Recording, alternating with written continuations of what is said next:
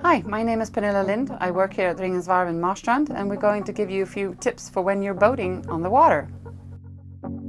Tip number 1 is to keep your hull and your drive and propellers clean. This is to reduce resistance in the water and keep your fuel economy under check.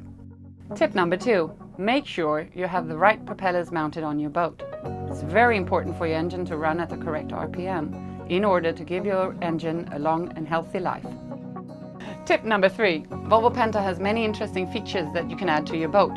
Power Trim Assistant for EVC engines is one of them. It helps you trim your boat automatically for better performance. Tip number 4, it's very important to trim your boat correctly, both for fuel efficiency but also for the experience on the ocean.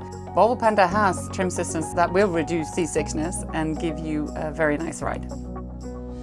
Tip number 5, when you're on the ocean, it's very important to monitor your fuel consumption, and this you can easily do with a trip computer.